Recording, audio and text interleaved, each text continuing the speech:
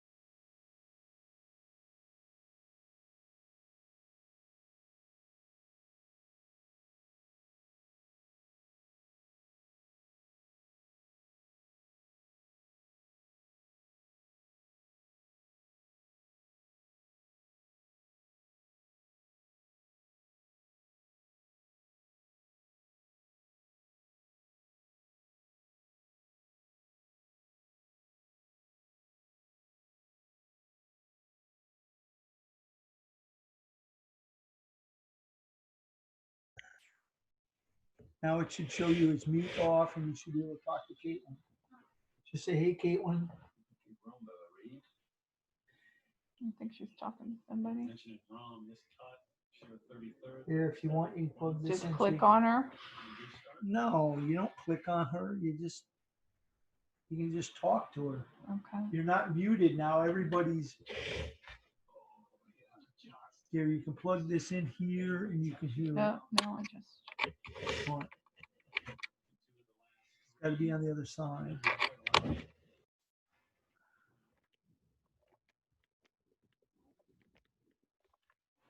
Now someone's got the screen, so that means they're getting ready to set this. Here it is, so you can listen on the.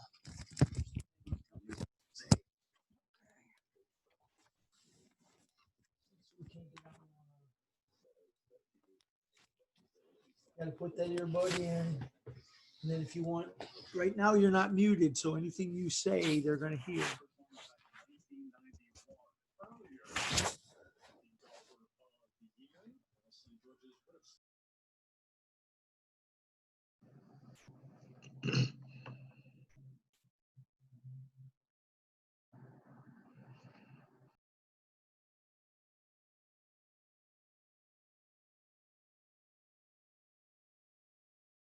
So you click off. Now you're not muted.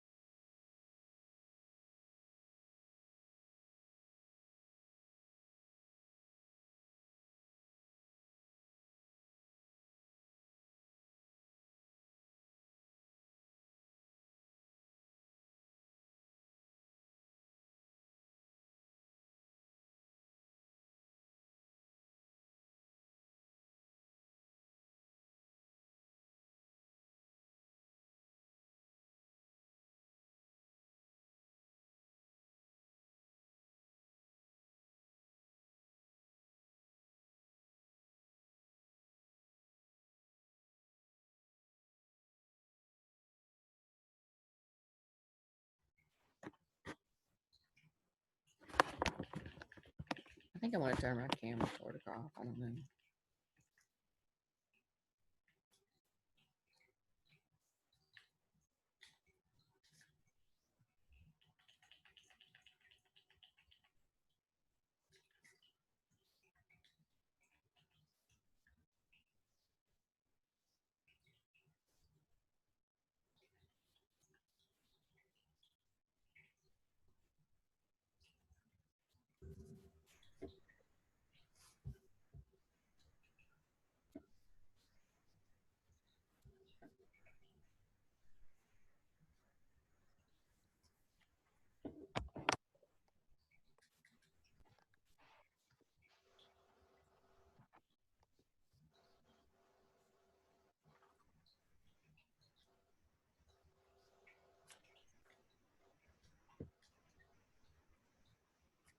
Wow, there's 57 people on here already.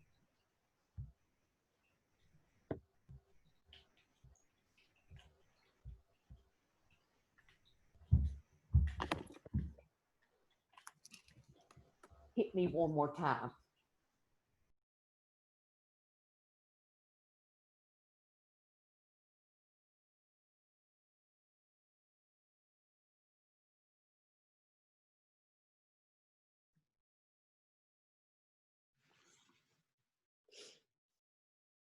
Hey everyone, it's Kim Melnick. I'm looking forward to hearing what y'all have to say. And thanks. If you've already sent us an email, thank you. Keep sending them to us.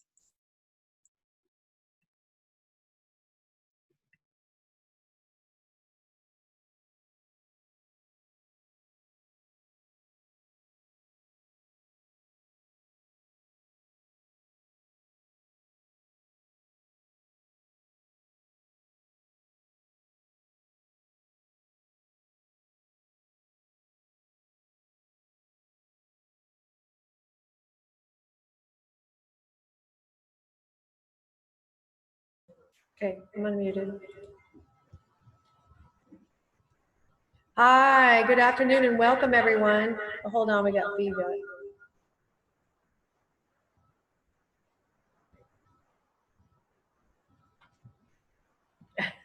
Oh, See some familiar faces. We're trying to figure out the technical difficulties here with holding an expanded Zoom. So I just wanted to welcome everyone. My name is Kelly Walker. I currently serve as the president of the Virginia Beach Education Association. We're going to wait another minute or two. I know we have a few other stakeholders who are coming in, but in the interim, I would like to introduce those elected officials and appreciate their being here. We invited to the rolling town halls. We invited members of city council. We invited members of the school board for Virginia Beach City Public Schools. We invited our state stakeholders, which are on the education committee for the House of Delegates, the Honorable Glenn Davis and the Honorable Nancy Guy. And I'm not sure if they're on yet, but they are going to be here, as well as Congresswoman Elaine Luria. So in just a second, I'll go through and kind of introduce everybody, and then we'll get started with the town hall. And again, I would like to thank the news media also for their presence here today to make sure that, and again, if there are questions afterwards, I'd be happy to stay on and answer or speak with members of the press as well. So right now, I know we have school board members, Kim Melnick, who introduced herself. Thank you, Kim, for being here today. Chairwoman Carolyn Rye, who obviously for the school board, and then Trinace Riggs, Dan Edwards, and then we have from VBCPS, Mr. Donald Robertson. So as other stakeholders come in, we probably won't have time to introduce them because we really want to make sure that our members have an opportunity to share their concerns about the return to school.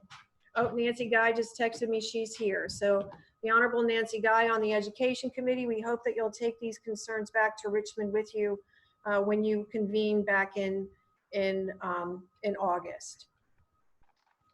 So let me just, why isn't this, there we go.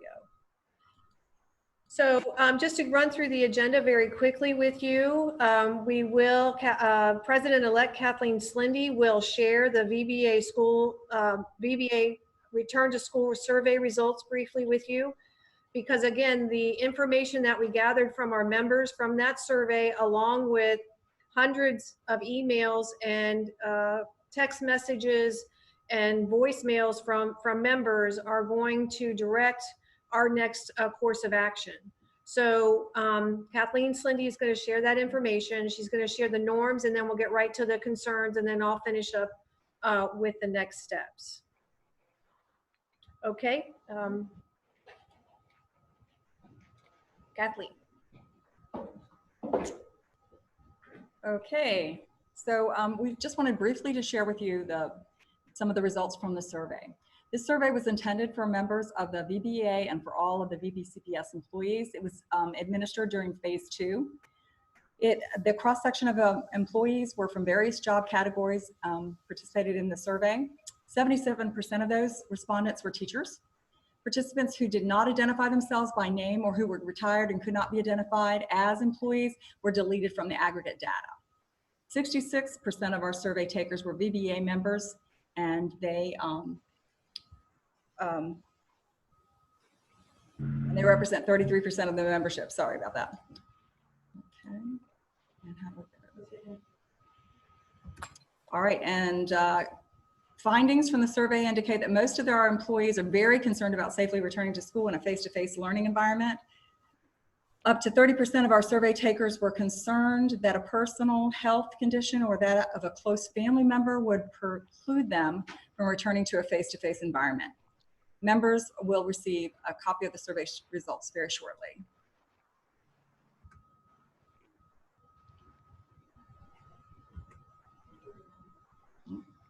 I did.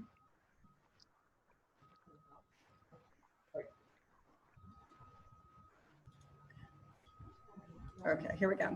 So to go over the norms, like I know that we're all used to Zooming, but just remember to keep muted. That was one that we were having a little trouble with when we first got on. So keep yourself muted unless you're talking. It helps everybody hear better. Raising your hand is the way that you will get in the queue to speak. We will get as many of you as possible, so please be patient. When you are unmuted, state your role as an educator or employee and before you share your concern. You might say, hi, my name is Kelly. I'm a high school social studies teacher, and my concern is. You want to try to keep your remarks less than 3 minutes because we want to hear as many people as possible. If you don't get a chance to share your concern, please place it in the chat. We're going to record them and share them with stakeholders. If you do get a chance to share it, go ahead and put it in the chat as well. If your concern has been addressed by someone previously, lower your hand or share a different concern. And last of all, of course, be respectful. Thank you so much for being here.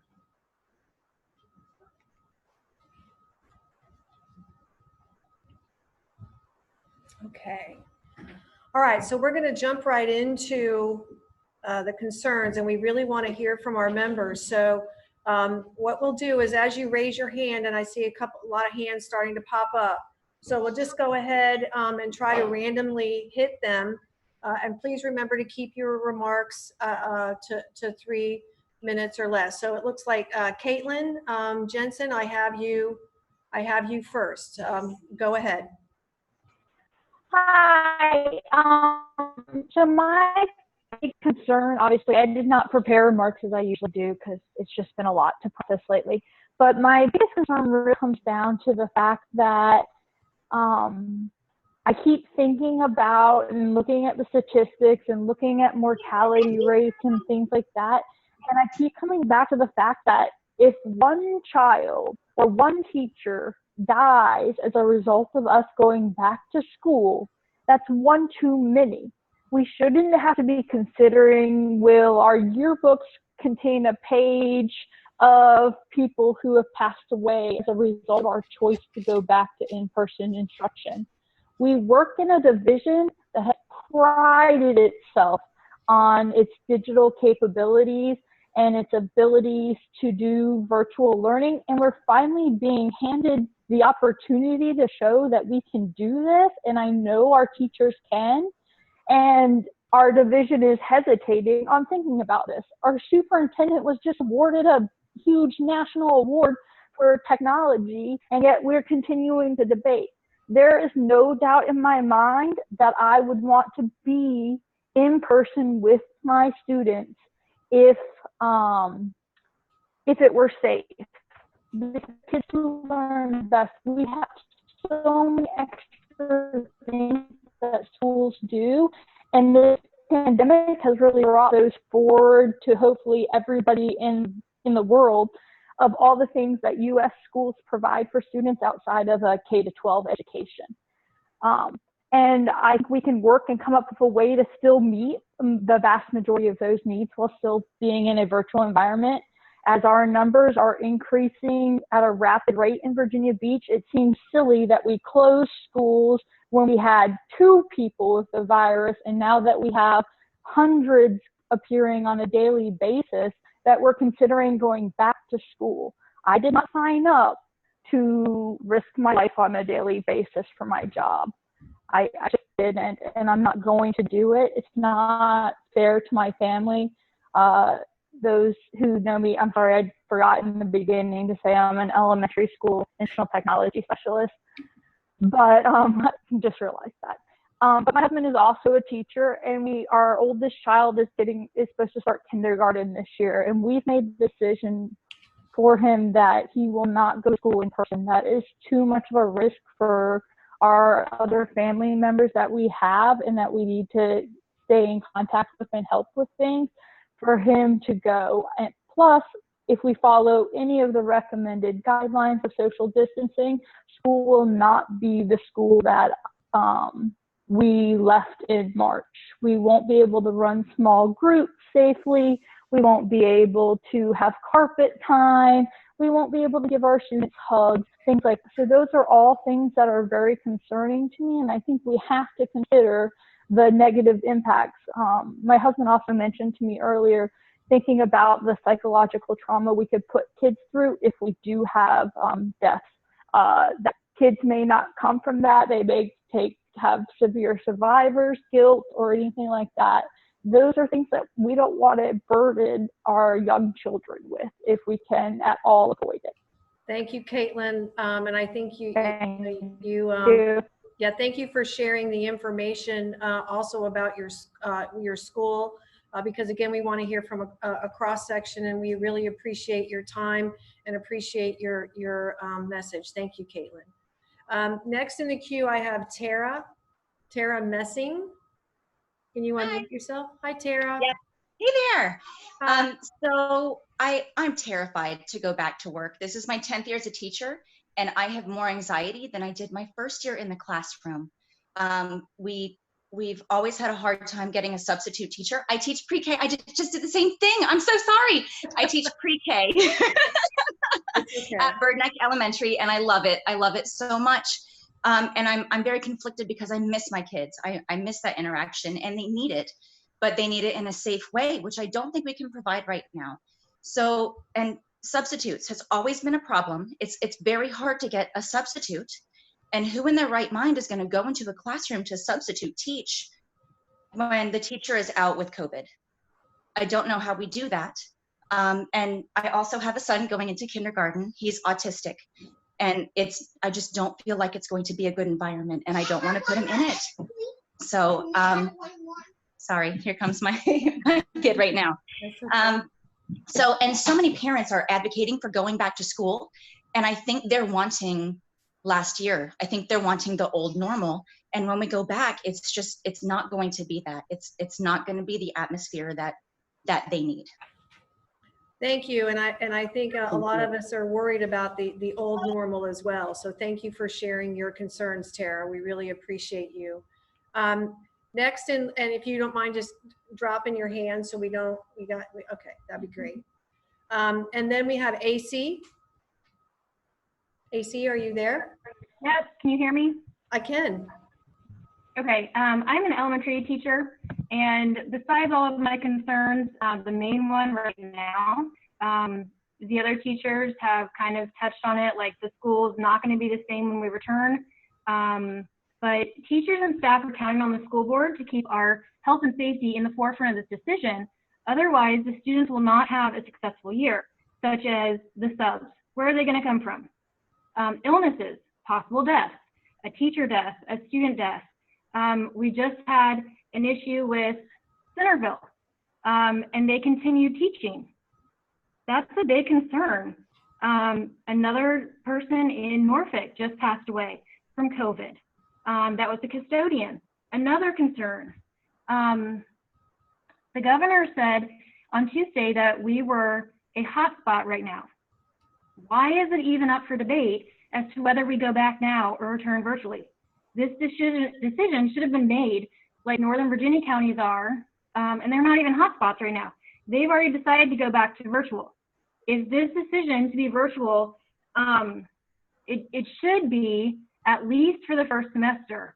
Because if that was the case, then we could now shift our focus to how to better the virtual experience this go around, as well as allow time for the school board members in downtown to decide how to address all the other concerns about returning to a school building, not just returning to school.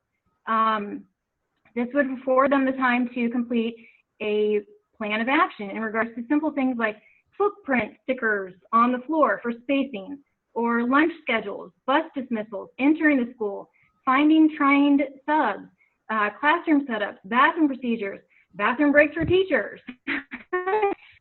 We need to go ahead and make the call so that we can plan for the virtual. Right now, we can try to make it a better experience, as well as trying to smooth out all the kinks. So if we are a hotspot and other places around the area are already calling virtual, why are we not? Why are teachers and staff not important? This has caused so many people anxiety that we're now going to be going to the doctor to get covered for anxiety medication. It's just mind-boggling that we are now put into a life or death situation, and more people are listening to these parents.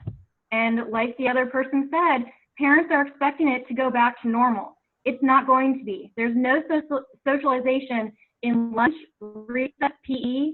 They're going to be sitting by themselves, talking to themselves. That's not what any of us want. All with our kids. Thank you. Thank you, AC, and I think your sentiments are shared by many about the anxiety that a lot of teachers are feeling and employees in coming back to school. Thank you for sharing that list. That's very helpful and very important. So thank you for being here. Next we have on the queue is Jamie Frederick. Hi, can you guys hear me? We can. Awesome. So I'm going to share less of a concern because that's already been covered with substitutes and anxiety of teachers being out for an extended period of time. And instead, I'm going to share my story. I am currently in my 6th week of full-on isolation. I tested positive for COVID back on June 1st. And I took another test 2 weeks later so I could get out of isolation and be back around my high-risk family, and it was still positive. And then 2 weeks after that, I took another test. It was still positive. I will take another test again on Saturday and hopefully get out of isolation. But I haven't held my son in 6 weeks. I haven't been around my husband and my mother in 6 weeks, and we all live in the same house. I've been confined to a bedroom with minimal symptoms, but I know that I could pass it on to someone who wouldn't be as lucky. And to ask teachers and students and parents to carry that burden of possibly passing it on is a lot to ask of us in addition to all that we do. That's probably one of the things that's weighed the heaviest during this whole time, is that I don't want to get anyone else sick. Thank you, Jamie, and your story. I mean, I got chills. I mean, I don't even have words to say how sorry I am that this is happening to you. And of course, we don't want this to happen to anyone else. So thank you for sharing your story. And please let us know if there's anything we can do for you. I mean, we'll send you flowers, like make your day brighter. But thank you. Thank you for sharing your story. It's very important. So you've done well. Thank you. Thank you. Okay. Jessica Palmer, you're next. Hi, can you hear me? Yes, we can hear you. Okay, so my name is Jessica, and I'm a 5th grade teacher at Glenwood Elementary School. And my concern is the same as everybody that has spoken so far. I'm scared to death to go back into the classroom. Not so much for myself, but for my students and for my family and for my own kids. And I think that my biggest, what I'm trying to understand the most is how there's so much talk about the mental health of of children and how it's best for them to go back to school for their mental health. And all I keep thinking and looking at the data and hearing the stories that are out there is, you know, the COVID affecting so many children and affecting so many teachers in those schools that have already been open, and not only in our country, but in other countries as well. It's not going to affect us. And I can't imagine what the students are going to be going through when they have friends that get sick, when they have teachers that get sick, when they have bus drivers, cafeteria workers, their janitor. It's going to affect us. And I don't understand how it's even conceivable to put them through that, and how mental health issues will not be worse when they actually see it happening to people that they know. And, you know, and another concern is the face coverings. If we're being told that we need to wear masks everywhere we go, but yet it's not going to be enforced for students, you know, or how can we enforce that? If it is enforced, how are we going to make them keep those on their face? How are we going to make them, you know, not want to share or take them off to talk to someone? Or I just don't understand how it's going to work. And I'm very, very concerned. And we're having a problem with tests right now being available. We are in, you know, we're seeing more and more cases in this area. And I'm hearing more today. So many people are waiting for tests, and there's a 4 to 5 day wait just to be able to get in, to get an appointment to receive a test. So if that's the case right now in the fall, when it's probably going to be worse, how are we going to have the test to even be able to see if we have it, or you know when we got it? How many people have we been around? So I'm very concerned.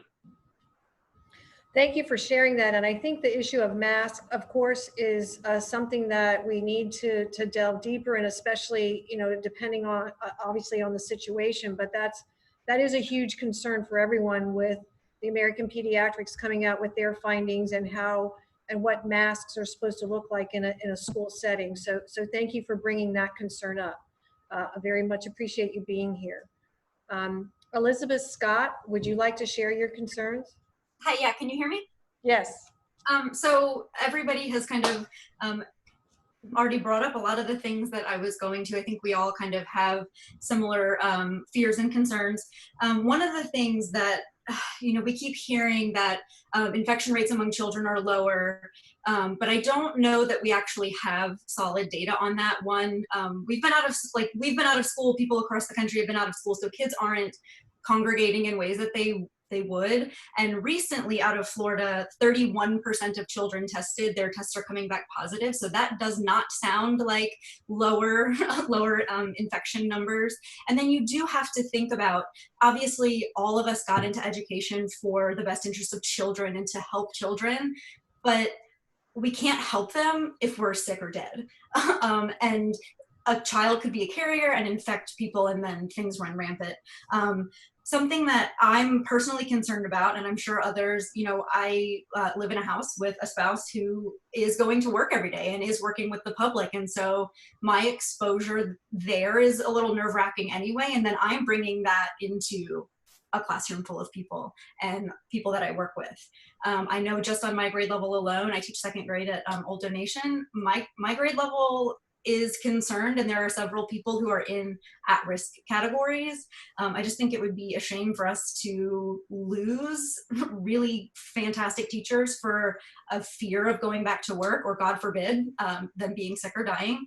And I understand the parent perspective that the teaching wasn't super robust at the end of the year, but we weren't truly virtually educating kids. We were in a crisis, and we were trying to manage a crisis. There were a lot, like, you know, we had to scale back on objectives that we taught, and like number of hours and minutes in a day that we were giving instruction. We should be looking at educating our kids virtually, but doing it in a much better way than we were doing it in at the end of last year. Yeah, so I get the bad taste that the parents have from what was going on, but I do think that we are capable doing so much more and it being like true, genuine instruction. We can hold small groups. Like we're all very quickly turned into Zoom experts. You know, we know what we're doing now. And so if we could just get a plan in place, we can fly with it and we can do really good things. I mean, I've been watching for 10 years, people that I work with, like blowing my mind on a consistent basis. We can do it. Thank you, Elizabeth. And again, I think that, you know, the trends here that we're looking at with children, we're learning every day something new about this virus and what impact it's going to have, not just on, you know, adults, obviously, but on children. And so, you know, the VBEA also, the board of directors, we've had very long discussions about this important piece that I think has been missing in discussions in the public of late. So I appreciate you bringing up those statistics and sharing with us that information. Thank you very much, Elizabeth. Kat Evans, are you on the line? Are you ready to share? Yes, I am. So first, I just wanted to address that concern about the issue about the technology. Is that I completely agree, and that's something that I didn't even think of before this. But we are a really great. Can you turn your volume up just a titch? Can you hear this a little bit better now? It was, you were good at the very beginning and then you kind of went. Okay, all right, I'm coming off of I'm on speaker now. That's better. Okay, so as far as technology, our division has a really great technology. We are one-to-one. That's something we brag about. So going virtual is not going to be an issue. And to piggyback on what she was saying about the virtual learning, that's been something that I've seen as some parents were concerned about, but they have to keep in mind that it was an emergency learning plan. This was a last minute, schools closed, nobody was prepared for this. And I think the teachers did the best that we could. And we worked hard and we grew really fast in what we were doing. And the learning expectations aren't going to be what they're going to be in the fall, because it was, definitely dialed back. It was set up for just trying to get through the school year. So if we do go back virtual this fall, it's going to be totally different. Teachers are way more prepared for this. We've had a lot of training. We're going to have a lot more training. We're going to be really ready for that. So I think that just trying to say that, oh, the virtual learning in the spring was bad. Well, we did the best that we could in an emergency last minute situation with a limited, curriculum for that, because we were just not prepared for that. The other issue that I have was the masks. If we do return even in some kind of hybrid form, the fact that we are not mandating masks for the students and for everybody 100% in the building, it just makes me as a third grade teacher feel unsafe to have students in my room who are possibly infecting me or each other. I would be absolutely devastated if one of my colleagues or if one of my students died because of COVID, or if one of their family members got it because they got exposed in my classroom. As far as subs and busing goes, I think that's just an issue that everybody seems to have. We already had trouble with subs before, and now it's going to be the bigger issue. Retirees, a lot of teachers who were able to retire, but they just kept teaching because they loved it so much. Now you have those retirees, or those teachers are going to become retirees. Now they're going to be pulling out because it's too much of a risk. So we're losing those teachers. We had budget cuts. We had not only just budget cuts from what we have to spend, but we also lost teaching positions. And so so if we did have to even go to a hybrid model, having smaller class sizes is still difficult because of the space requirements that we have and the amount of teachers that we have after having had all the cuts. If you're looking at look at some schools and around us, I know Richmond in the north is very different than us, but Norfolk, they tabled theirs, but they are definitely, looks like they're leaning towards virtual learning. And so I just recommend, doing virtual learning in the spring, because I'm just very concerned with just all the elements to it: teacher bathroom breaks, lunches, duty free lunches. How are we going to have a duty free lunch if we have students eating in our room? So it's just, there's so many concerns in a school system that's very capable.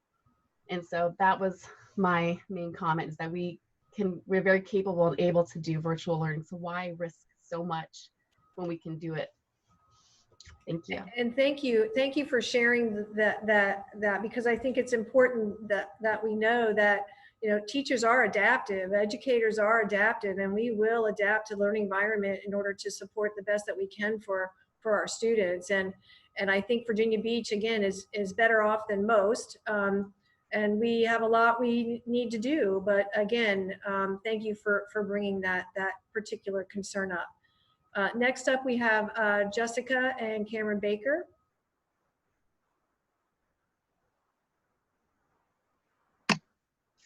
Hi.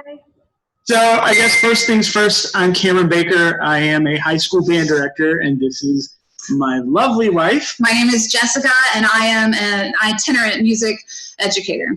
Thank you. And so I'll jump into this because that's our first concern. We are multiple educator household. If we are put in a position, and not to mention, first off, I've been in some of these committees to discuss some of the options early on and going back. The first thing that we have to acknowledge is when I asked the question before about specifically itinerant educators, nobody had an answer. Jessica was in 8 school buildings this year. 8. That's ridiculous, number one. But number two, that elevates her risk by 8. That's not acceptable. It shouldn't be acceptable for anybody. Number 3, if we're going to stay on this for a second here, the survey that came out was appalling and abhorrent in the first place. The reality of the situation is we were given 3 options without any information on how things were going to be taken care of in the first place. We have seen firsthand since then that clearly when people are affected in a building, we're not going to get notification. I get notifications when s'mores are going out for elementary schools I have nothing to do with because my wife works there. I get multiple notifications when the superintendent has a desk side chat that I can just check on YouTube. But I didn't get anything from anyone about any of the people that have been affected in our city school buildings when somebody actually was contracting a disease. That does not make me very confident in the fact that action is going to be taken appropriately. Now, let's just address the reality. This is my family. So if one of us gets sick, we have nowhere to go. And I'm not going to put my wife's life at risk because I contracted because somebody didn't wear a mask. It's just not going to happen. So until we have been able to address any of those concerns, we shouldn't be having this conversation in the first place. I agree, like many others have said, virtual education will work if we're allowed to do the one thing we weren't allowed to do this year, hold students accountable. The second that you tell students that they're not going to be graded for this, you've taken any opportunity we really have to make a difference and impact positively our community in light of the crisis that we are facing right now. And just to jump in, I will add, for us both being music educators, it's very difficult for us to even say that we want virtual because so much of what we do is hands-on and in person. Yes. But I will say this on a positive note, this past grading quarter, this entire time that we've been on our quarantine, I felt like I actually was able to teach the way I would love to be able to teach in the classroom. I felt like I had more creative authority in how I presented my content. Yes. And for me, even though it was a challenge, I accepted that challenge and I felt comfortable in my technology skills where we could bounce ideas off of one another as music educators. But for me, for us as the musicians and the music educators, it allowed us that creativity part that we aren't necessarily allowed in the brick and mortar day-to-day hustle and bustle of our curriculum. Agreed. And I will say I'm rewriting the curriculum right now as we speak, and it's influenced what we've gone through this year, and specifically what Jessica was just mentioning, it's influencing how we're going to address what we do in the future already. We're at a crossroads where honestly, you know, everybody wants to be with our students. We love what we do, and I've even seen a couple of parents who are already up here. I love getting to work with our students, and many of you have heard the band, you've heard that we take opportunities to play whenever we can. This is already a different world for us. And the fact of the matter is we really could be jeopardizing our positions as it is in the first place. But it's more important that we, at the very least, do what's right for our students and for our community. And I'm sorry, we've already lost any kind of increase in pay. We've already lost teachers in the first place due to that, let alone the fact that now we're being asked to risk our lives. Most of us, I think it's safe to say, would go run into a burning building to take care of our students, to get them out. But it feels a lot like you're asking us to set the building on fire, then take the children home and sit there. It doesn't make a lot of sense. And if that's harsh, I apologize, but that's the way we're interpreting it. Right. It essentially comes down to us as a family. Our morale is that the fact that you were thinking about having us go face to face is already kicking us while we're down. Yeah. And that's where we are. Thank you. That was a powerful statement, Cameron. I think many you've articulated, I think, how many of us feel in this COVID environment, and I do appreciate everything you do for our community, for our students, and thank you for being here. I appreciate it very much. Next in the queue is Blair McCoy. Blair, are you here? Can you all hear me? We can. Hi, I am Blair McCoy. I teach high school at Bayside High School and Medical Sciences Academy. I am also a career switcher. This is my first year teaching. I come from laboratory science, and I have been a medical laboratory scientist for 10 years. I have friends who all work at the CDC, the NIH, at local hospitals. So I have a very different perspective of what's going on, as well as an inside view on what's going on locally. First and foremost, I loved teaching, okay? It was a big part of what I did at the hospital, and I loved bringing it back to my alma mater. So I know that one of the scariest things about having children in a building is maintaining their safety. Safe schools is a big part of, our training, and I cannot on any level advocate for anything other than virtual. We have the ability at this point to rise to the occasion, and I think that anything other than that is damaging to who we are as educators and as community, leaders. It is not about,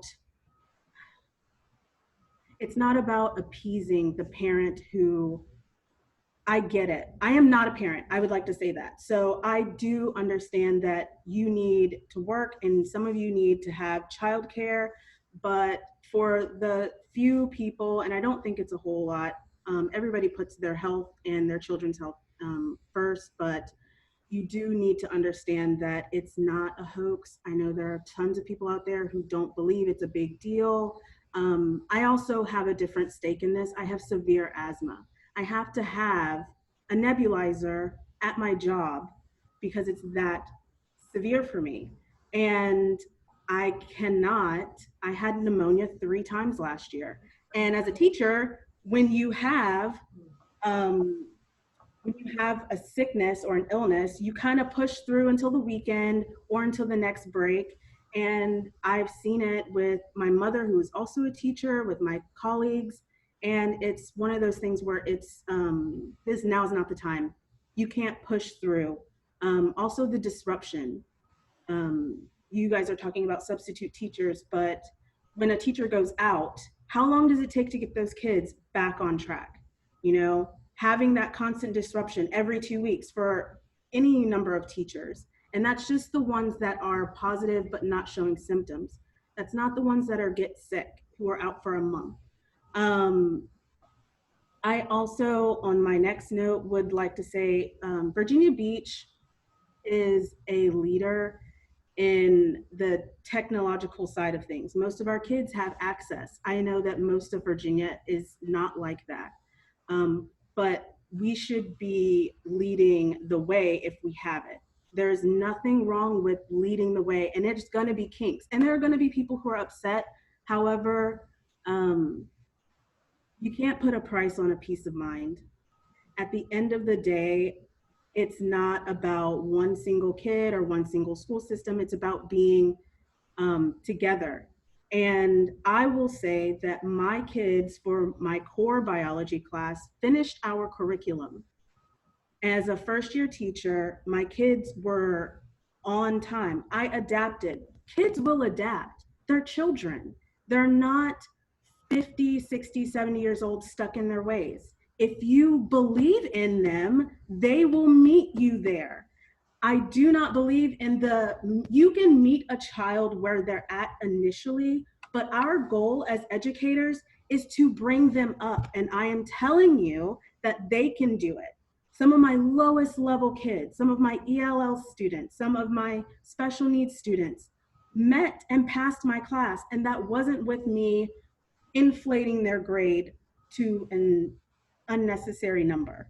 They did the work. They want to do the work. And I'm telling you, the life skills they will learn from having resiliency now during a crisis will better them as adults in the future. These will be the children who will be the people to take care of us. And what do we show them if we put our heads in the sand and just say that, we're just going to not have their best interests at heart? Okay. I think you hit a big part of this too. I think you hit some positives, I think, which we tend to bury, and that is, you're right. I mean, we are still going to teach. We are still going to have school. We are still going to allow kids the opportunity to fail if that's what happens. But again, the resiliency piece is huge. And of course, it's complicated. It's not that simple, but thank you for sharing that insights and your background. And again, I just want to say something to first year teachers, because I know there are several of you out there, and this is, again, this is above and beyond normalcy, obviously, but if you can make it through this, you're meant to be an educator and a teacher. And so again, we need to talk about what that looks like for new teachers or new educators coming in this year as well. That has to be a big part of the piece for the school division. So thank you for sharing as well. Next in the queue is Sarah Culpepper. Sarah, are you there? I am here. Hi, Sarah. Hi, I'm Sarah Culpepper. I am a high school math teacher, actually.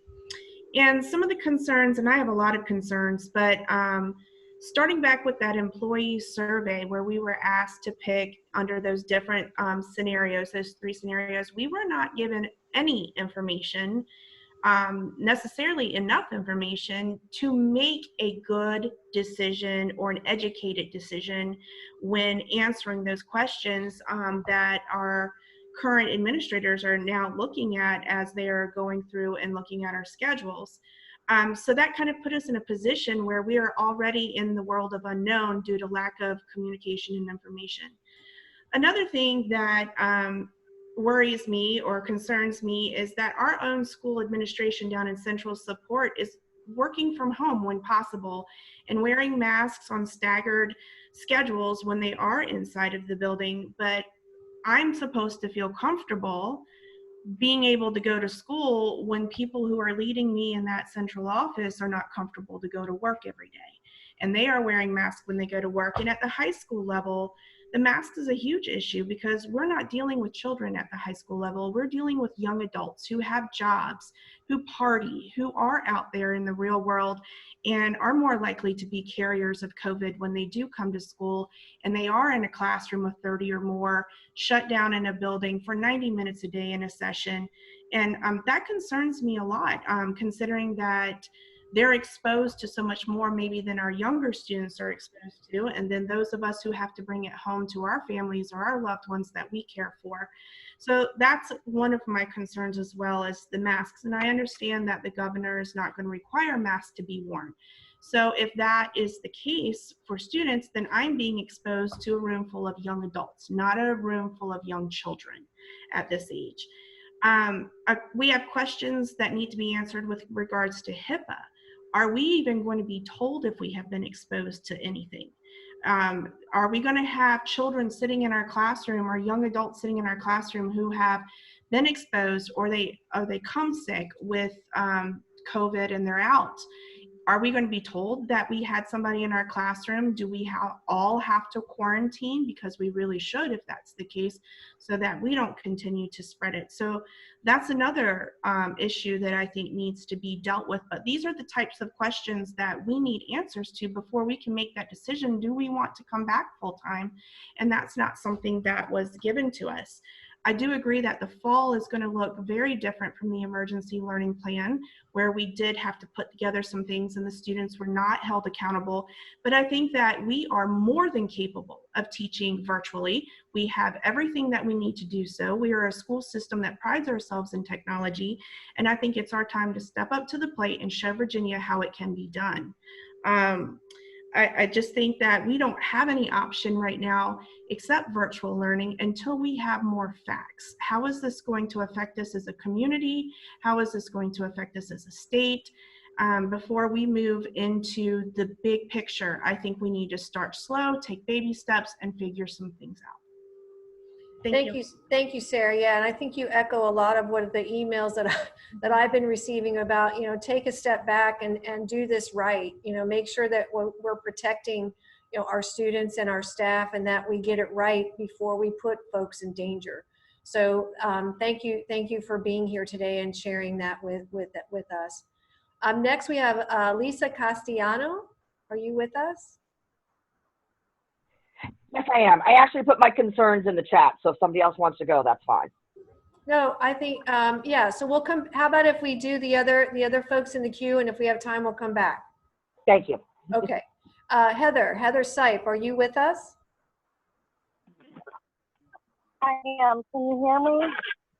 We can hear you. If you can maybe turn up your mic a little bit, turn up the volume. Is this a little better? Perfect. Okay.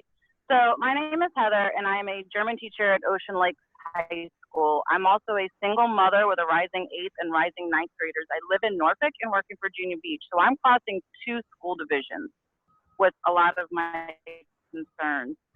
As a specialty content teacher, imagine me having to be out for 2+ weeks.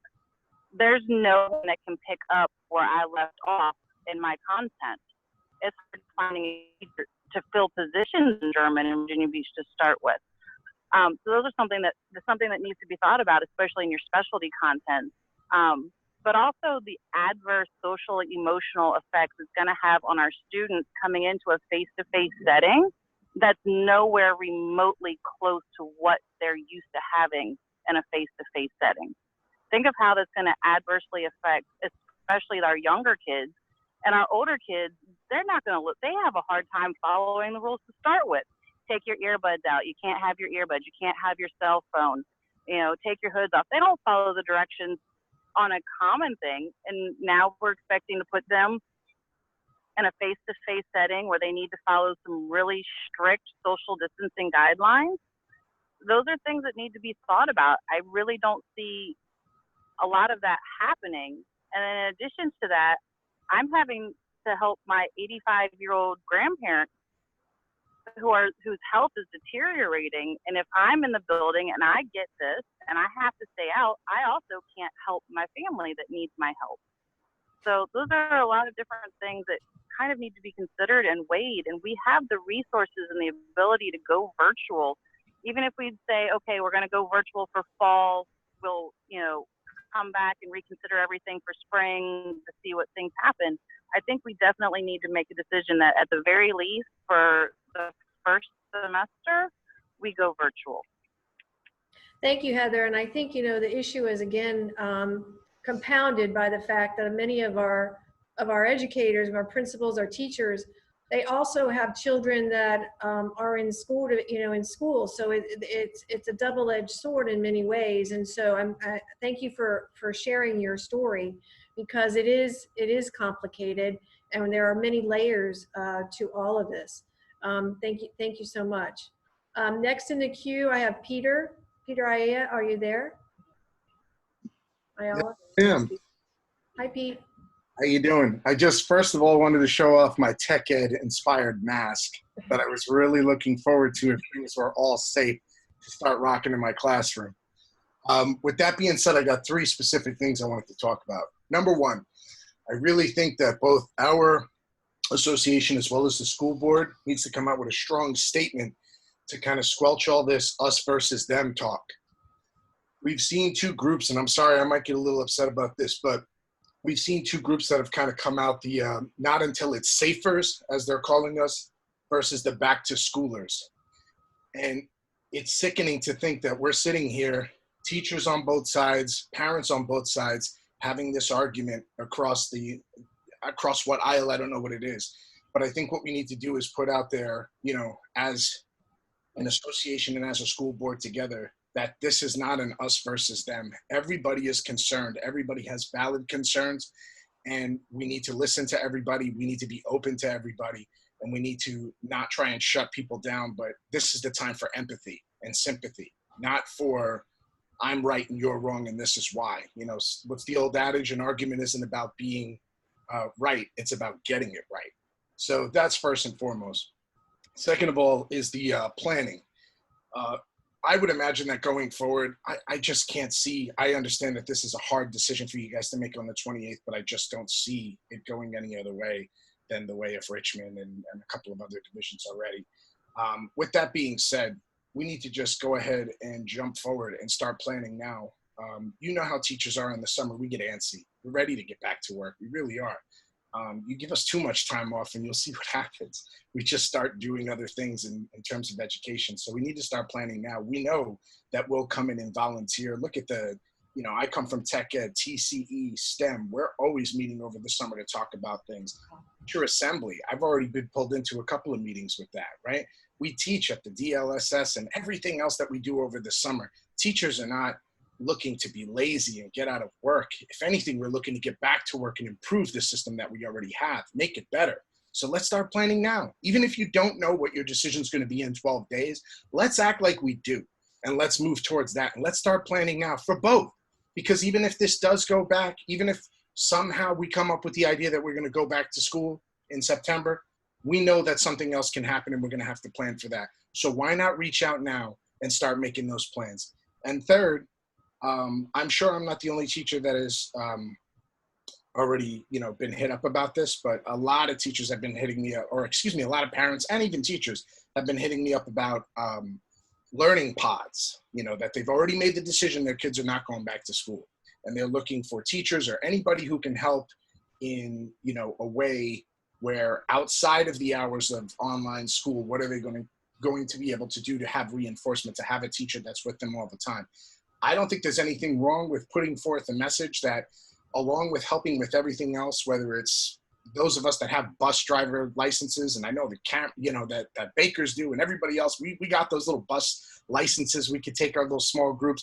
We could do the same thing for food services and books and whatever else resources we need. We'll do those things. Teachers are not looking to get out of work, right? Like, we're going to do everything we can, plus we're going to volunteer time.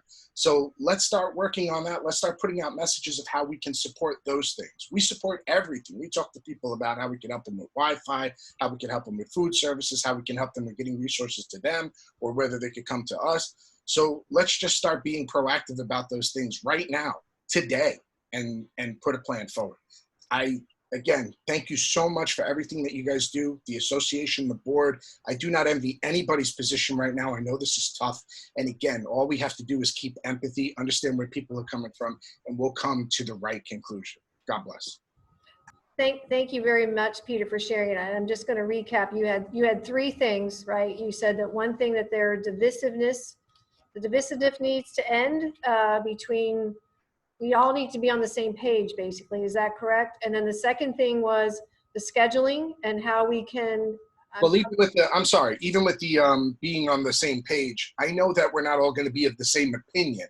Right. But to understand that we have to stop arguing and we have to compromise. We have to come into the middle. And sometimes compromises don't work the way everybody wants them to. That's why they're called compromises. But I think we as a division need to put out a message that we cannot have this kind of divisiveness. If people want to protest, if they want to do those things, that's fine. We're not trying to take that away from anybody. What we are saying is that we have to do it. We have to be respectful of each other, because at the end of the day, this is about the children and the staff members and about doing the best thing. So let's keep in mind that everybody involved on both sides wants the best thing for everybody, and just keep that in mind. That was the thing. Sorry. Thank you for clarifying. I just wanted to, No problem. wanted to make sure. No. So I think we have 2 more folks that we'd like to get in, and then we'll round out the hour with some important information for everyone that we definitely need to share with you. So we have Lauren McInerney. Hi, can you hear me? I can. All right, so obviously, like everyone else, my main concern is putting my family, myself, my students, and clearly their families and other staff members at risk. But I was talking with a girlfriend today, and we were talking about what about those children that go home to grandparents, those high-risk adults that they live with, or even themselves being high-risk students. I mean, some students I've had in the past have defeated cancer or so on and so forth, so they are already at risk themselves. So it's just scary because these kids that live with those high-risk family members or even themselves being high risk, it puts them in a paranoid mental state. And it also puts us as educators in a paranoid mental state of, are they going to be okay? Are we going to be okay? Is everybody that's coming in contact with them going to be okay? So I think Virginia Beach is at a huge advantage with technology, and I think we need to use that to our advantage. Obviously, it worked for the later half of the year when all this came about, but I think we definitely need to use that to our advantage as we start in the fall and maybe reconvene in the springtime and see what we should do then and what the best decision is for the well-being of our staff and our students. Thank you, and you summed it up very well. Thank you for sharing your concern. We have Elena Kemper. Aliana. Elena, it's all good. Can you turn your mic up just a little bit? I think it might be as loud as it's gonna get. Can you hear it? I don't know that it's gonna get any louder. Okay, well yeah, maybe if you came closer, yeah, that's good. Okay, so I am moving from elementary to middle school, and I'm also a parent of 3 students in Virginia Beach Public Schools.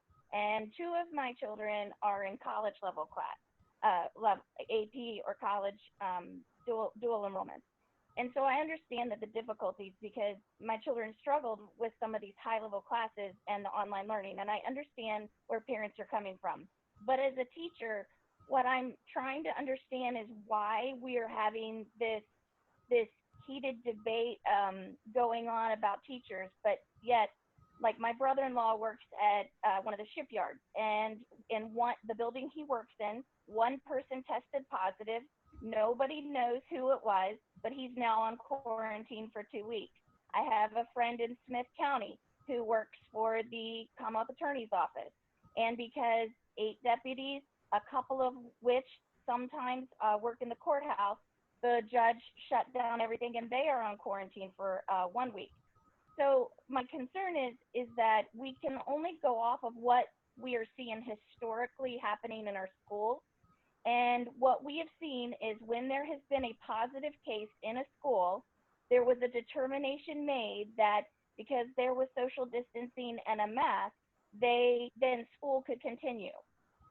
And what I don't understand is when our business people in our courthouses and our government agencies are not practicing under that, when they're shutting down when somebody tests positive, why are schools being held to a lower standard? And I think that, we have lots of people, my husband included, who are unemployed right now.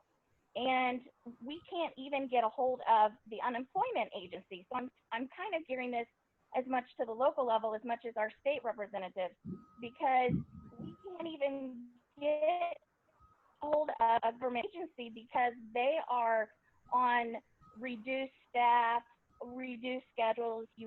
I got 2 minutes into opening with the Virginia Employment Commission. I was caller number 2024.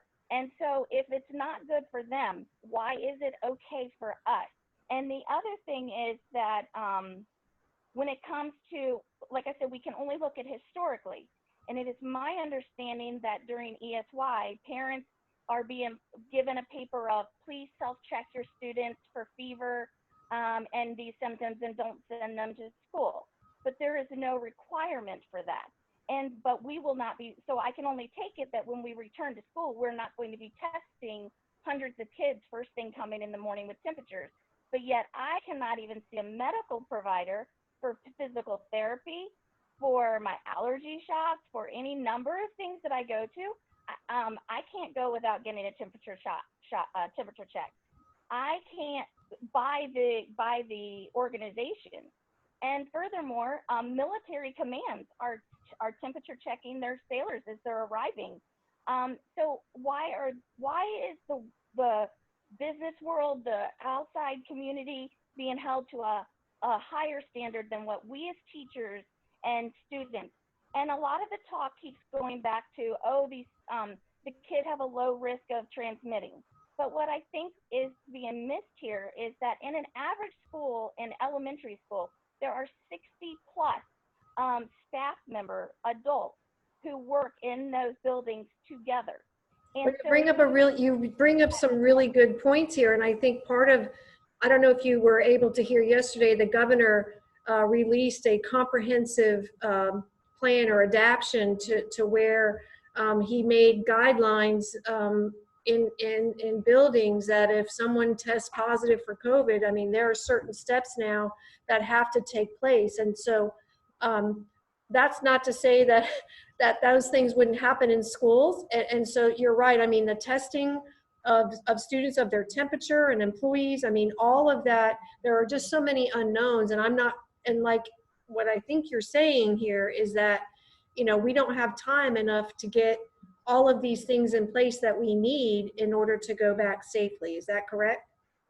I'm saying that, and I'm saying that if it's not safe for all these other businesses, government agencies, whatever, small, you know, all these different businesses, if they are not considered essential, then you know, and they can be doing all these different things to mitigate their exposure risk, and they're shutting down when someone does have it, why are we then considered essential? Correct. And if we are considered essential, then the funding needs to be there, just like the nurses, the doctors, the paramedics, the fire, the police, because you are saying, what you are communicating is that we are essential and have to be there.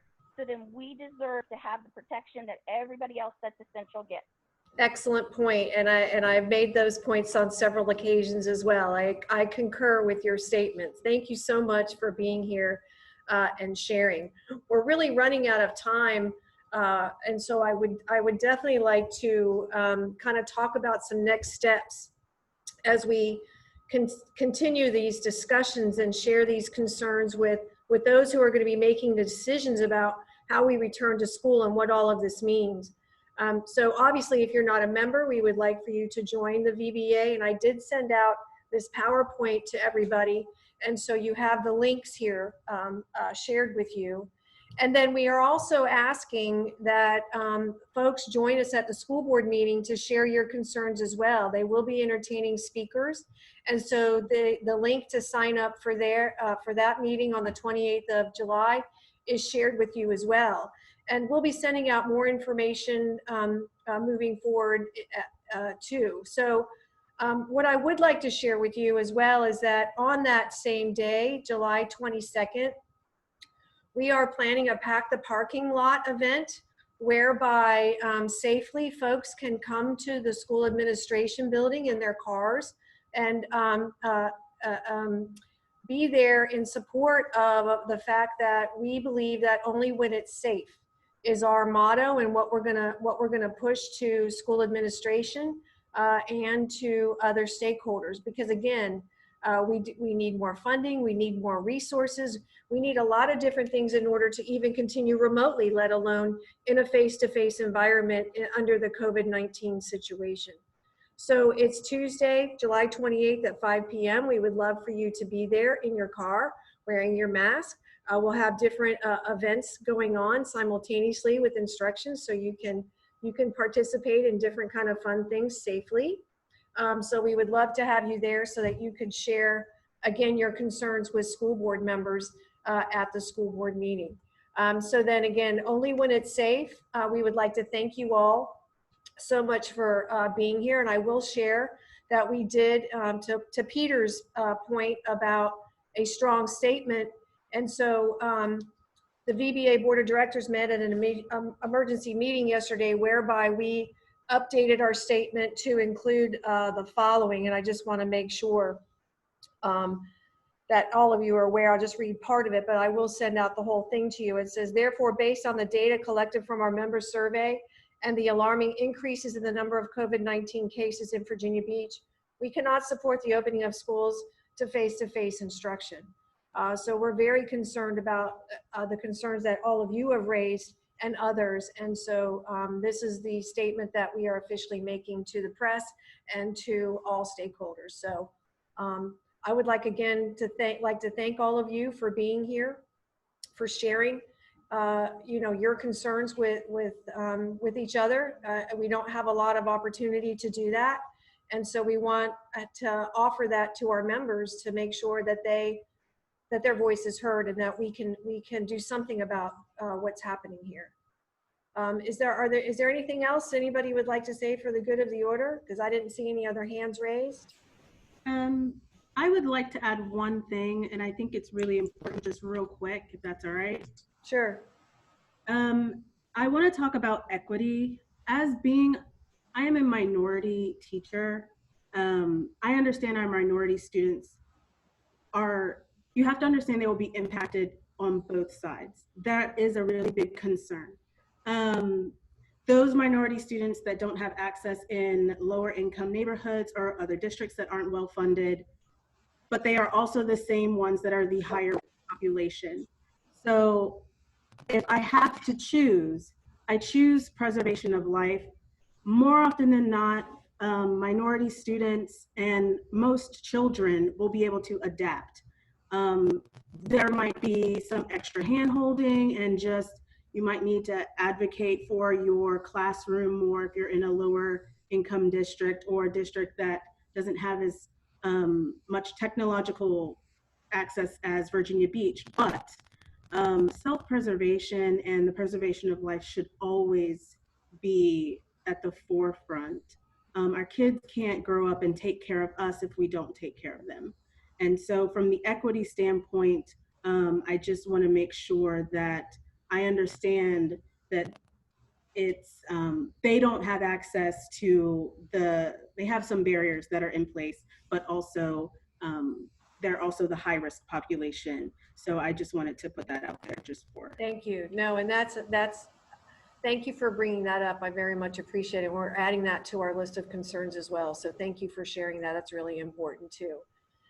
So again, thank you all for being here. Your time is important. And we will have another rolling town hall on Monday. If you would like to come to that, we don't have, I don't know if we have, we'll have to see how that goes because right now everybody signed up for this one. So again, thank you all for being here. You are important. Stay safe and we'll be in touch. We'll be in touch. Thank you so much. Have a great afternoon.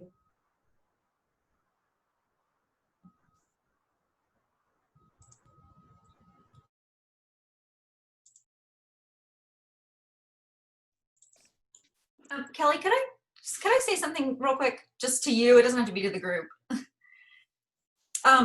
Something that kind of wasn't spoken a lot about was the hybrid model. And I, as a teacher of small children, don't understand how I'm supposed to teach my face-to-face instruction, but also come up with virtual curriculum for the other. So I'm basically planning like for 2 days in one day, and you're already stretched thin and we're already at peak like emotional anxiety and all of these other things. You're going to get subpar instruction. It's going to be a disaster. And it doesn't lessen the risk for any of the adults in the building because we're showing up every day. So again, it's kind of like the messaging that I'm hearing anyway is I'm not important. So you can work more and you can be exposed more. So deal with it. On the surface, it might have seemed like it was a compromise, but it's not at all. No, no. And again, we're very mindful of that and pushing. we've already articulated that in writing. That was one of the biggest concerns we had, is the workload associated with any of these models, and making sure that contract hours, are our employees being compensated appropriately? Again, it's just been, it's been hard, but no, we're with you. That's one of the biggest things we're worried about, planning time, protecting planning time, making sure that that's also held to the standards of the policy, making sure that we have enough time to do what's required of us without working. We all work well 80 beyond hours our a week. contract hours anyway. Yeah, absolutely.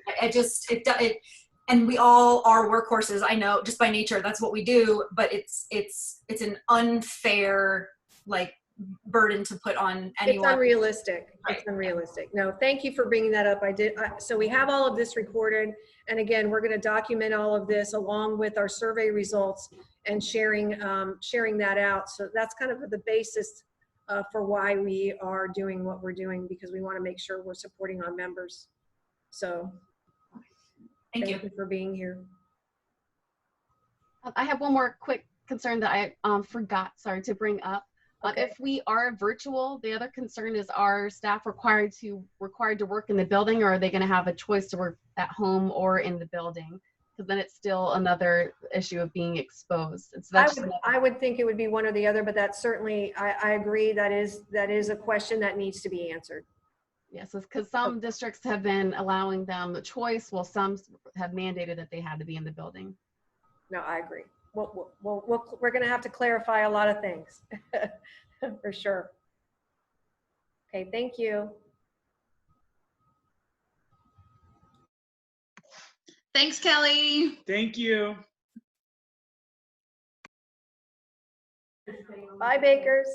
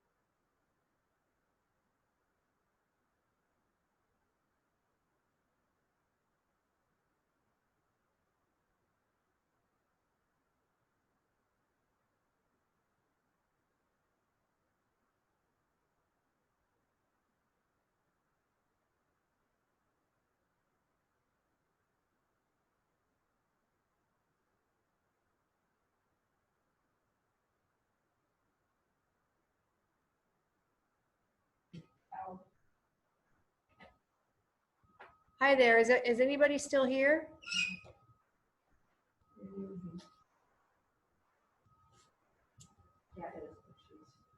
Sorry, I thought I lost it. All right, bye. Hi, Kat. Thank you so much.